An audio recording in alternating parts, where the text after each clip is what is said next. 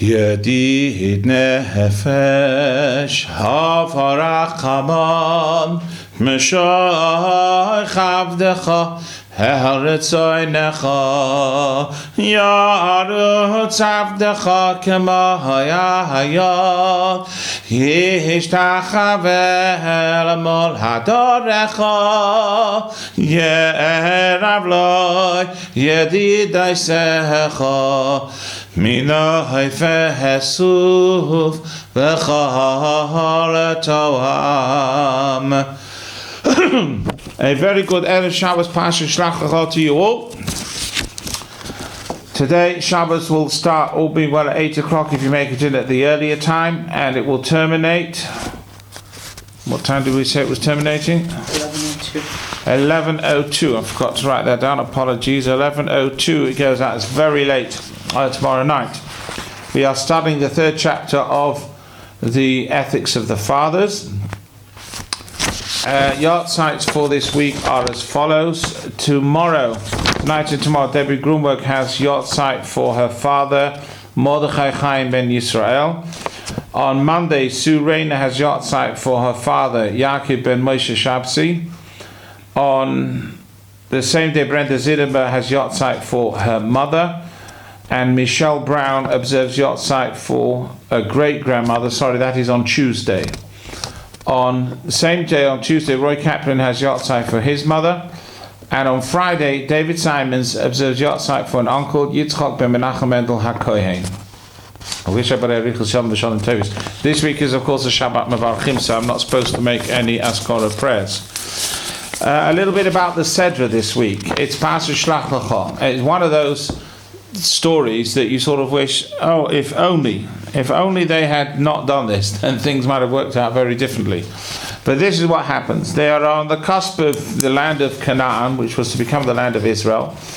We are dealing with the Jewish people who are approximately a year and several months out of Egypt, and they are a bit nervous about going to Israel, so they ask Moses to send spies in to check out the place first, which he consults with the Almighty, who says, I told you it's okay, but if you want to send in spies, it's up to you. So that's why the Seder is called Shelach Lecha. Send for yourself, not for me, for you.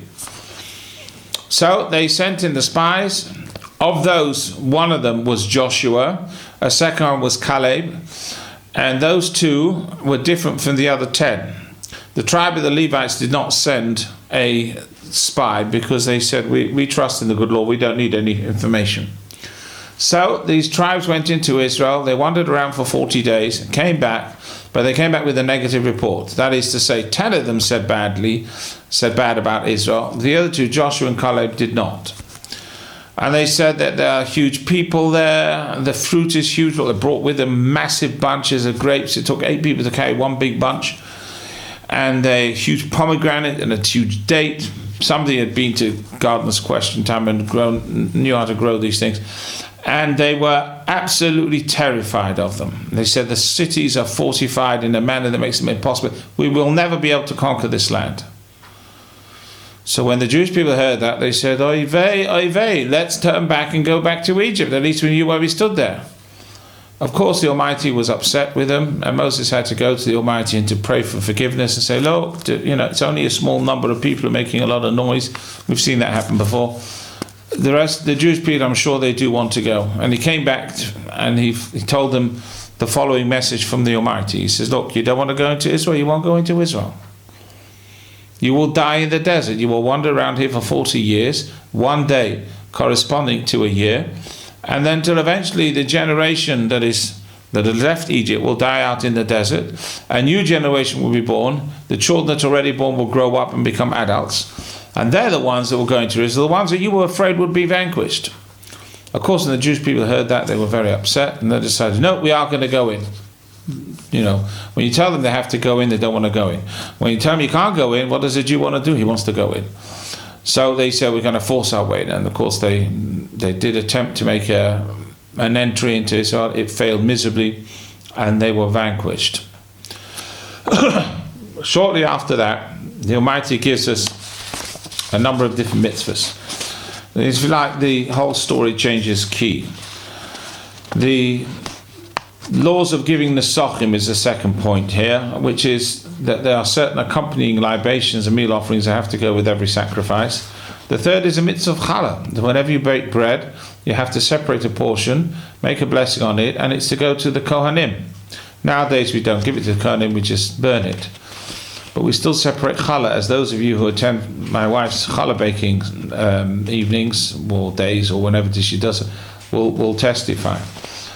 Then there's mention, the fourth item is there's a mention of a number of different sins and the sacrificial offerings that have to come as a product of that. The fifth subject is about the Makoshesh Eitzim. He was somebody who defied every warning and every instruction and went out and broke the Sabbath, so he was put to death. This is unusual, very rare that happened. And the sixth parsha is the story of the tzitzis. The tzitzis means that if you have a four-cornered garment, one should apply strings to it in a specific manner so that we have the mitzvah of tzitzis, which, as you know, is now a talis. Some people wear a small set of tzitzis on themselves the whole time. Others just wear it when they get to shul. If you have a three-cornered garment, you don't need it.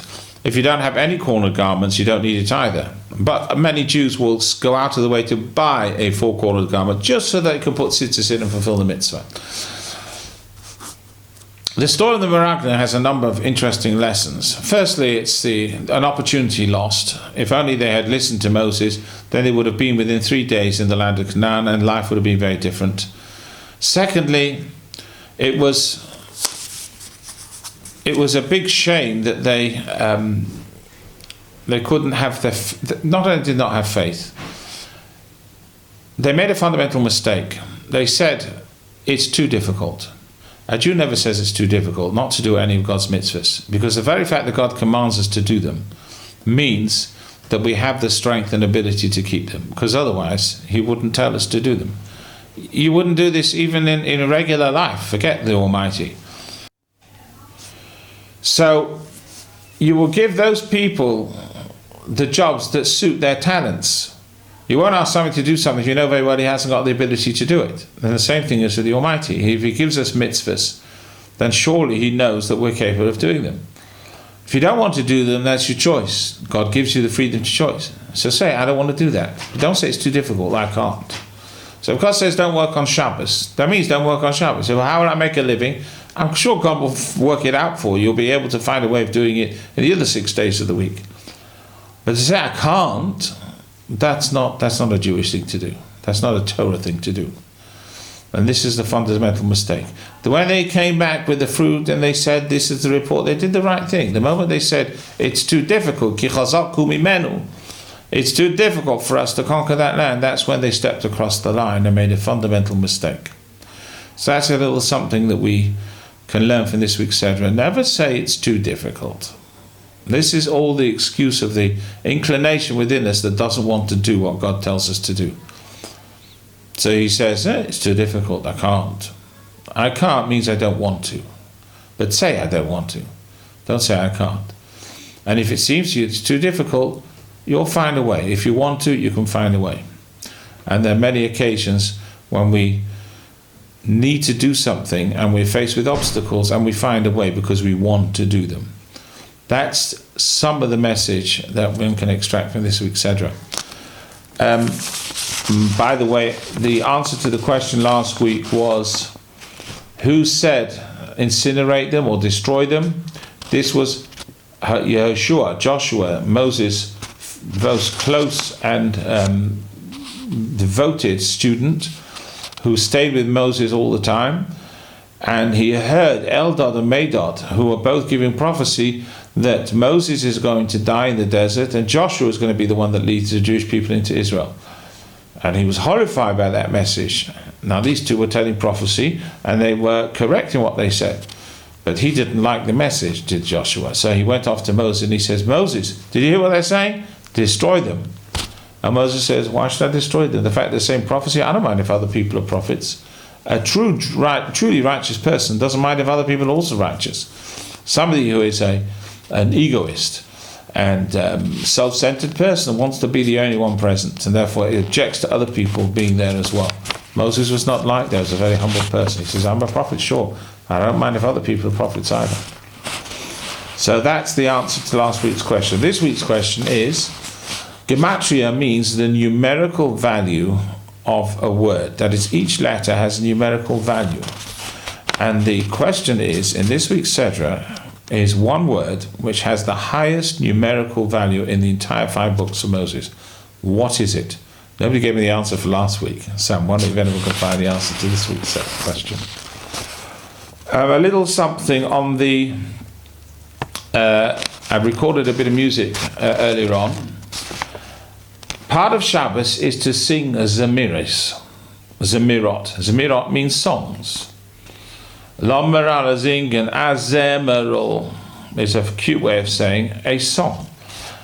Zmiris generally refer to some specific songs. Those are ones which are sung on Shabbos, and you can find them in your good old friendly neighborhood singers or art scroll prayer book. And I have recorded 2 of them. One is to a modern tune and one is to a rather traditional tune. And I hope you like them. And if it means you can learn them and sing them at your Shabbos table, that would be absolutely wonderful. The words to them are all to be found in your Siddur as mentioned. You just have to find the relevant piece. The ones I've done are 2 from the Friday night. The service tomorrow would normally include a blessing for the new moon, because it is indeed Shabbat Mevarchim, and the guild will be putting on a Kiddush if we could. And to this end, I would like to do the blessing for the new month, which is going to be, all being well, on that's Rosh Chodesh, is on Monday and Tuesday of the coming week. The new moon will start its cycle on the early hours of Sunday morning. That's 12 hours, 26 minutes and 14 chalakim, which is equivalent to 46 2/3 seconds local Jerusalem time. So Rosh Chodesh is actually quite a bit later than the true time of when the monthly cycle begins. So that is that. The blessing of the new month. May it be your will, Hashem our God and the God of our forefathers, that you inaugurate this month upon us for goodness and for blessing. May you give us long life, a life of peace, a life of goodness, a life of blessing, a life of sustenance, a life of physical health, a life in which there is the fear of heaven and the fear of sin, a life in which there is no shame nor humiliation, a life of wealth and honor, a life in which we will have the love of Torah and the fear of heaven, a life in which our heartfelt requests will be fulfilled for the good. Amen. Selah. Misha yasa nisim lava yasenu v'gala yasam me'avdus lecheirus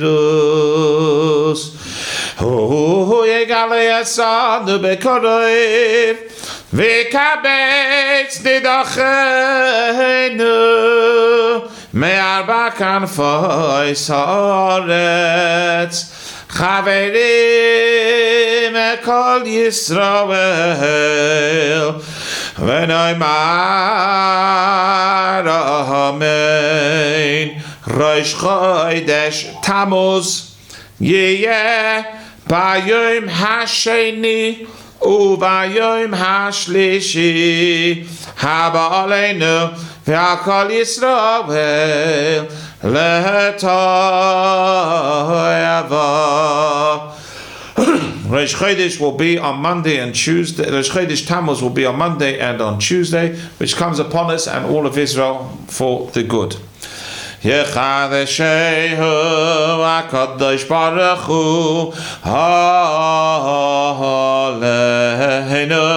Ve'al Kol Ha'amay Beis Yisrael L'chaim u'l'shalom, l'sahasain u'lesimcha, l'yeshua u'l'nechama, v'no'emar. Amen.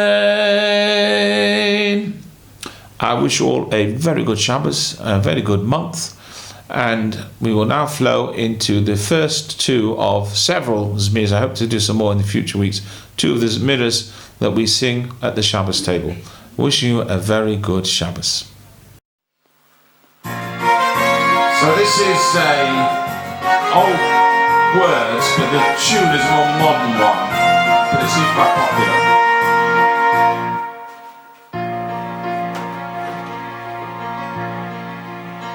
Menucha v'simcha haya Yehudim, Yom Shabbosai, Yom Achmadim, Shem Rav Zeichram, Hema Meyidim, Ki l'shisha kobaru v'yadim, Shemei Shamayim,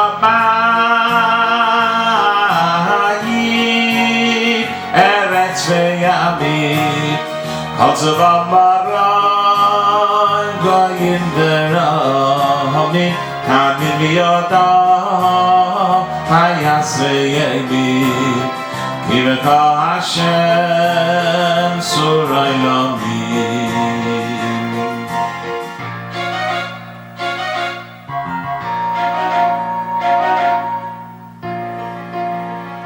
Asher diber v'yasku l'asoi Shamai l'katshoi Mi'vaya v'yatzisoi Shabbos kodesh Yom chemdosoi Kivay shavaskeir Mikol v'lachtoi Shemei Shamayim Eretz v'yamim Kosev amaran Vayim v'rahamim Tanim v'yadam Hayas v'yamim Yireka Hashem Surai lamim B'mitzvah Shabbos K'yach nitzach Kum kara elov Yachish li hamsoch Nishmas kol chayim V'gam naritzach Echa b'simcha Ki chavar ratzach B'shmei Shamayim Eretz v'yamim Kosev amaran Vayim v'rahamim Tanim v'yadam Hayas v'yamim Yireka Hashem Surai lamim B'mishne lechem V'kiddush harabba B'ray b'atanim V'ruach nedivo Yizku l'raftu Hamisangim bo B'viyatz koyem L'chayei olam haba Shemei Shamayim Eretz v'yamim Kosev amaran Vayim v'rahamim Tanim v'yadam Hayas v'yamim Ki v'ka Hashem Surai lamim Lai lai lai lai Lai lai lai lai Lai lai lai lai Lai lai lai lai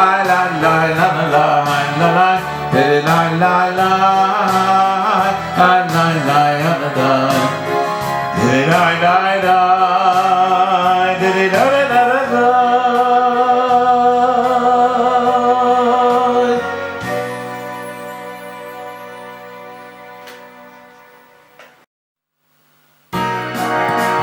So this is a slow one.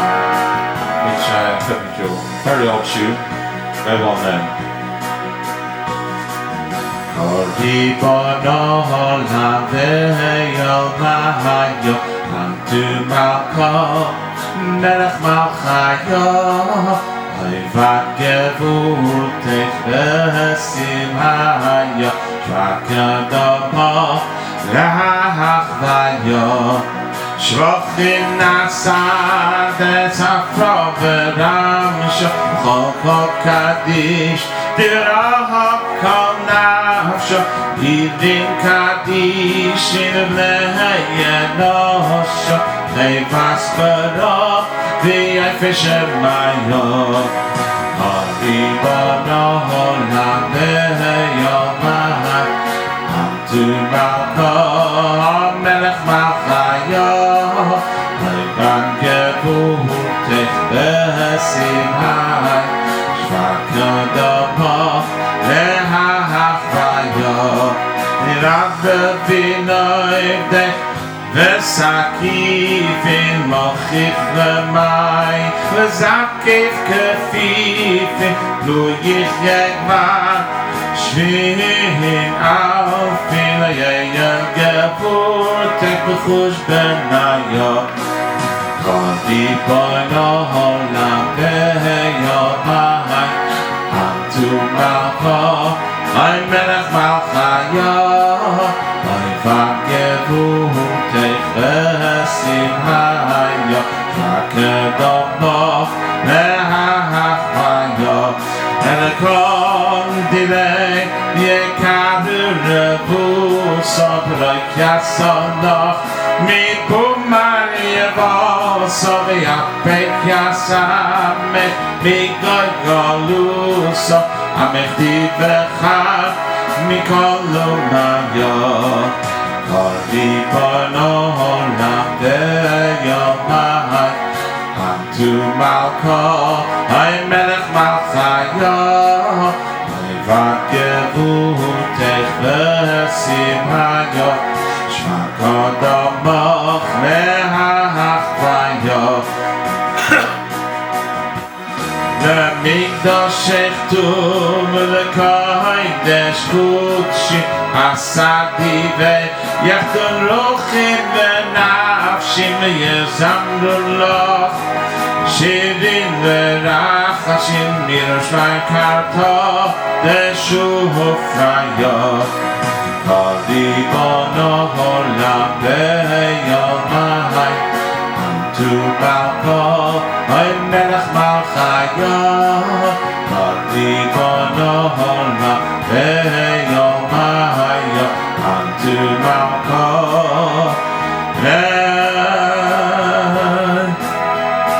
Melech Malchayo.